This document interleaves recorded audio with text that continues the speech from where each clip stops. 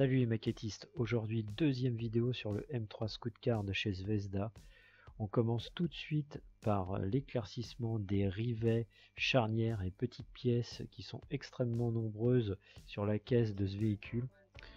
J'ai ajouté à la peinture un petit peu de retardeur avec quelques gouttes d'eau pour la liquéfier un petit peu plus. C'est une session qui est relativement longue et fastidieuse et j'avais besoin de plus de temps pour travailler la peinture et l'appliquer comme je le désirais. Pour l'application des peintures acryliques, en général, je procède de la façon suivante, c'est-à-dire que je fais un coup le côté gauche, un coup le côté droit. Comme ça, quand un côté est fini, ça laisse autant à la peinture de sécher en surface. Et si je dois y revenir, ça me permet de la travailler plus facilement. Et ça me fait gagner aussi un petit peu de temps.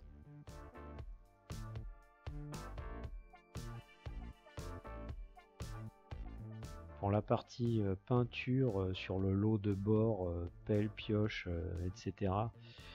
Je n'ai pas redilué la peinture, je l'ai travaillé directement sorti du flacon. C'était pas nécessaire, c'était une opération relativement rapide, il n'y avait pas besoin de plus que ça.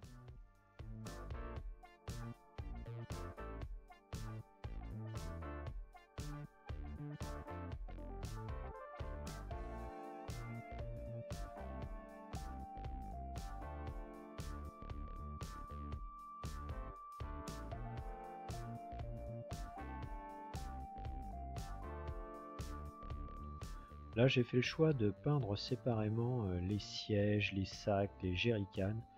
Je leur ai appliqué de la peinture Express Color. C'est une peinture très simple à appliquer. J'essaye pas de la tendre, je la pose quasiment sur la petite pièce à peindre et la peinture fait le reste toute seule.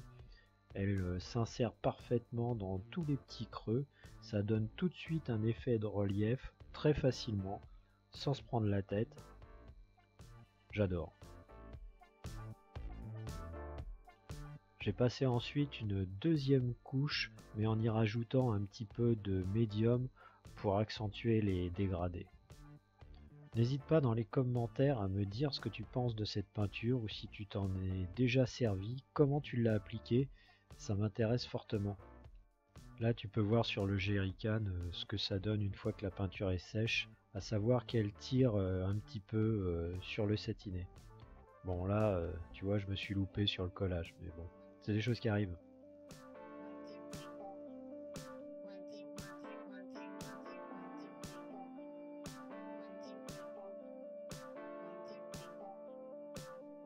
J'ai refait les bâches et les sangles qui viennent au-dessus des portes. Celle du kit ne me plaisait pas et ça allait plus vite de tout refaire.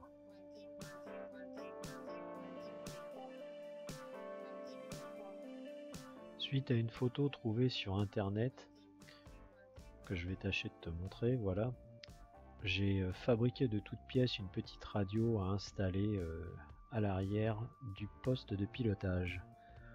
Ensuite, pour la pose des décalques, il n'y a eu aucun problème, ça s'est posé tout seul. Là encore, j'ai travaillé par étapes, un coup le devant, un coup le côté, en laissant sécher quelques minutes pour pas avoir de problème.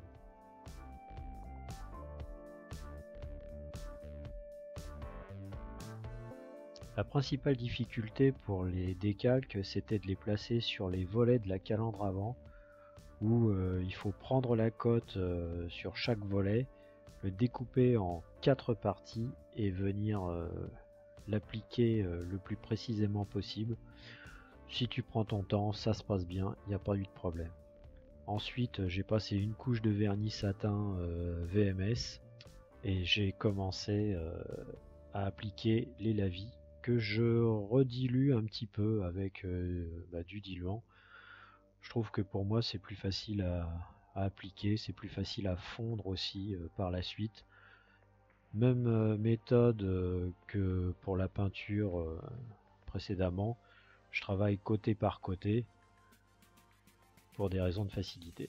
en essayant d'être le plus précis possible avec un pinceau avec des poils assez longs, ce qui me donne une bonne réserve de produits. Encore une fois, c'est plus facile pour moi de faire comme ça. Si tu fais autrement, ça m'intéresse aussi de savoir, n'hésite pas à me le dire dans les commentaires.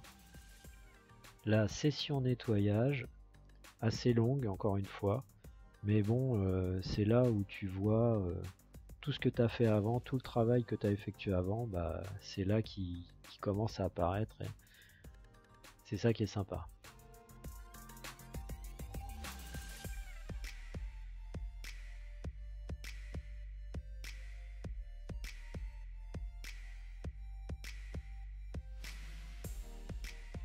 Là, j'ai pris une brosse beaucoup plus large pour finir de nettoyer les zones les plus importantes, et ça me permet aussi de venir fondre les derniers résidus que je ne souhaite pas voir apparaître.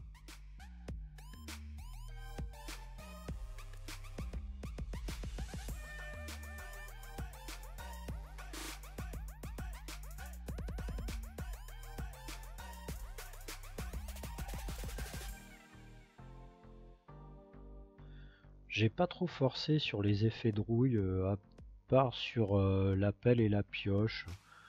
Voilà, tu verras par la suite pourquoi. C'est plus des effets de poussière et de boue qui vont être ajoutés par la suite.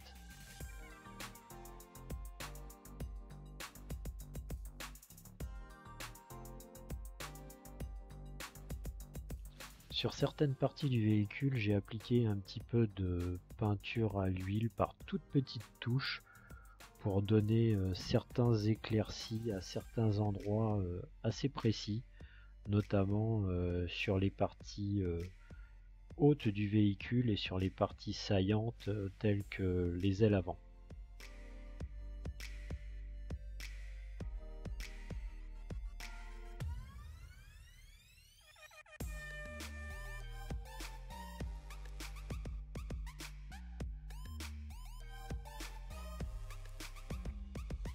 Pour la partie boue et empoussiérage, j'ai appliqué ça de la façon suivante.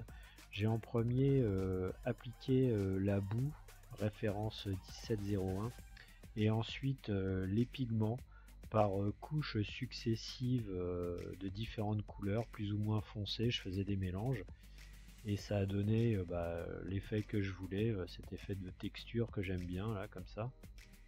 J'ai ensuite retiré les excédents et fait des traînées avec une petite brosse plate. Voilà. Pour les pneus, j'ai procédé un petit peu différemment. Je n'ai utilisé que des pigments que j'ai mélangés pour avoir une couleur un petit peu plus soutenue. Mais par contre, j'ai bien nettoyé la bande de roulement.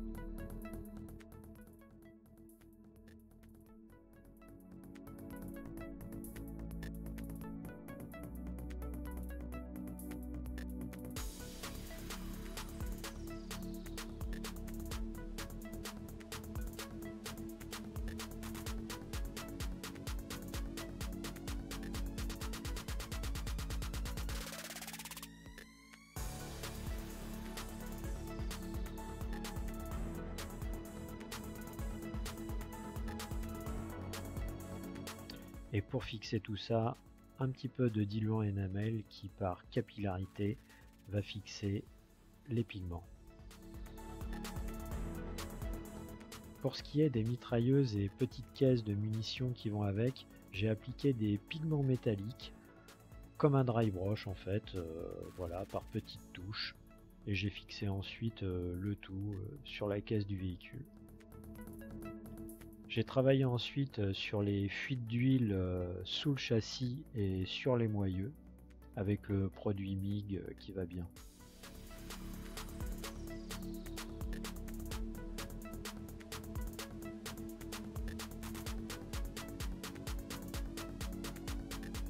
J'espère que cette vidéo t'aura plu.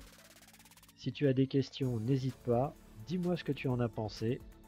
La troisième partie arrive très vite, ça sera sur les figurines. Je te dis à la prochaine. Salut, ciao!